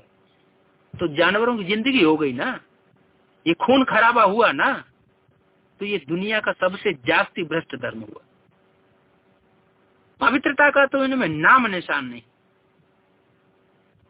तो ऊपर से आने वाले धर्म पिताएं जो पवित्र आत्माएं होती है, इसलिए गर्भ से वो तो जन्म नहीं ले सकती। पहला जन्म उनको गर्भ से नहीं मिलेगा। पहले जन्म में वो किसी में प्रवेश करके सुख भोगती है, दुख नहीं भोग सकती। तो इसलिए बाबा ने कहा कि आत्मा को, हर आत्मा को 500 करोड़ मनुष्य आत्माओं में से प्रत्येक मनुष्य आत्मा को परमात्मा बाप आकर के सदगति देते हैं। एक जन्म की सदगति तो सबको देते हैं। बाकी फिर जिस तन में प्रवेश किया उसके संग का रंग उस प्रवेश करने वाली आत्मा को तेजी से लगता है, क्योंकि जो बहुत पतित हो जाते हैं उन्हीं देव आत्मा में ऊपर से आने वाली सोल प्रवेश करती है। जैसे इब्राहिम आए, जिन्होंने ब्राह्मण जीवन में सबसे जास्ती दृष्टिवृत्ति को करप्ट किया हो। बाबा ने कभी भी नहीं कहा कि जात जाति की दृष्टिवृत्ति का लेन देन इसे योग कहा जाता है, लेकिन जो व्यभिचारी ब्राह्मण होंगे उनका स्थूल कर्मेंद्रियों का व्यभिचार अगर बंद किया जाएगा तो सूक्ष्म दृष्टि का व्यभिचार शुरू कर देंगे। ये व्यभिचार के बगैर रह नहीं सकते। जितना सूक्ष्म व्यभिचार होगा उतना उस आत्मा के वाइब्रेशन खराब होते जाएंगे और तेजी से पतन होता जाएगा। सूक्ष्म व्यभिचार आंखों से शुरू होता है। अहिल्या पत्थर बुद्धि बन गई।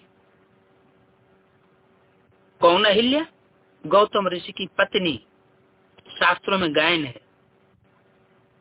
गौ कहते इंद्रियों को, और तम माने सबसे जास्ती, यानी इंद्रियों का जिसने सबसे जास्ती सुख भोगा। तो वो इब्राहिम की सोल द्वापर में जड़ों पर बैठे ब्रह्मावत्स में प्रवेश करती है, जो सेकंड नारायण बनता है, जिसमें प्रवेश करके देवी देवता सनातन धर्म के पहले ग्रुप को व्यभिचारी बनाती। तो उस ग्रुप का मुखिया जो शरीरधारी है वही सबसे ज्यादा इंद्रियों का सुख भोगता है, और उसकी पत्नी अहिल्या सहयोगिनी बनती।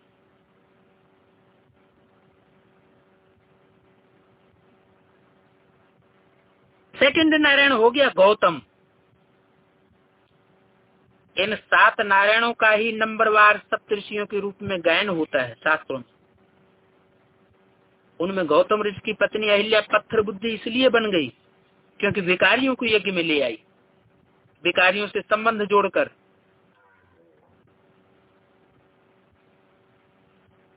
उसका विकारियों से कनेक्शन हो गया।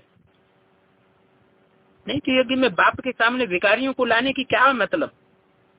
बाप तो कहते हैं पवित्र बन करके भूमु करो और उन कूड़ों को भ्रमरी बना करके ले आओ। वो तो जिससे लगाव लग गया उसी को उठा के ले आई, तो पत्थर बुद्धि बन गई। मुरली में बोला है कोई पूर्व जन्म की वैश्या है, इस्लाम धर्म में कन्वर्ट होने वाली, भले ही इस जन्म में ब्राह्मण बन जाए लेकिन फिर भी वो अपने पूर्व जन्म के संस्कारों के अनुसार फिर वैश्या बन जाएगी। भले ही ब्राह्मण बन गई है इस जन्म में, ज्ञान ले लिया, लेकिन पूर्व जन्मों के अनेक जन्मों के व्यभिचारी इस्लाम धर्म में कन्वर्ट होने के संस्कार है ना, तो ये सब थोड़े ही खत्म हो जाएंगे संस्कार।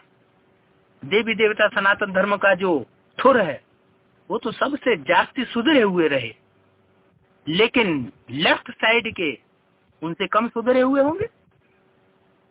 जन्म जन्मांतर तक कम सुधरे हुए ही रहेंगे। तो थोर भाग के सबसे ज्यादा सुधरे हुए, राइट साइड से उनसे कम, और लेफ्ट साइड से जो धर्म है वो बिल्कुल अनसुधरे। जन्म जन्मांतर तक अनसुधरे रहने वाले, और जो लेफ्ट साइड के हैं वो लेफ्टिस्ट धर्म वाली आत्माएं,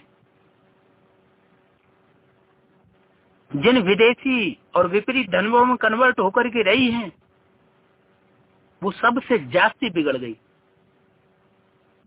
तो आज सनातन देवी देवता धर्म के पूर्व भाग के जो पक्के हैं वो पहले सुधरेंगे, क्योंकि राइटियस हुए, टोटली राइटियस। उनके बाद और फिर जो राइट साइड के धर्मों में कन्वर्ट हो जाते हैं, फिर लेफ्ट साइड के, वो बाद में सुधरेंगे, सबसे बाद में, क्योंकि इनकी दृष्टि वृत्ति स्वभाव संस्कार ज्यादा बिगड़ा हुआ होता है। ये सिर्फ ज्ञान सुनने से सुनाने से मानने वाले नहीं है। इनके साथ सख्ती से पेश आया जाए तब सुधरेंगे, क्योंकि ब्राह्मण बनने के बाद भी ये वैश्या गणिका बन जाते हैं। गणिका उसे कहते हैं जो गीत तो भगवान के गाती है और रहती करती संभोग करती दूसरों के साथ, उसको कहते हैं गणिका। ये गणिकाएं भगवान के गुण गाएंगी, भजन गाएंगी, बहुत अच्छे अच्छे भजन गाएंगी, महिमा गाएंगी। तो ये सारी चरित्र कहाँ के हैं शास्त्रों में? इन गणिकाओं, भीलनियों, अहिल्याओं, कुब्जाओं के ही ये चरित्र हैं जिनका बैकबोन बाप दादा टूट गया। बाप दादा उनमें प्रवेश नहीं कर सकता और उनमें प्रवेश करके सेवा भी नहीं कर सकता। जैसे बाबा कहते हैं मैं सब बच्चों में प्रवेश करके सेवा करता हूँ, लेकिन उनमें प्रवेश कर सेवा नहीं कर सकता। इसलिए मुरली में बोला है वैश्याएं भी माला का दाना बनेंगी। उन दुनियावी वैश्याओं की तो बात ही नहीं, वो कोई विजय माला का दाना नहीं बनेगी। दुनियावी वैश्या तो अभी तक कोई ज्ञान में आई भी नहीं है, सन 92 तक। रुद्रमाला के अंदर कोई ऐसी आत्माएं हैं जो वैश्या बन करके रहती और भारत का पतन करने के निमित्त बनती हैं, तो उन्हीं को माला का दाना बनना है। जो ज्ञान में चलने वाली हैं, सुधरेंगी तभी तो माला का दाना बनेगी। देवी देवता सनातन धर्म की जितनी आत्माएं हैं, 5-10 करोड़ त्रेता के अंत तक, उनमें सबसे जास्ती पतित आत्मा इब्राहिम की आधार मूर्त आत्मा बनती है और बीज रूप आत्मा बनती है। तो आधार मूर्त आत्मा में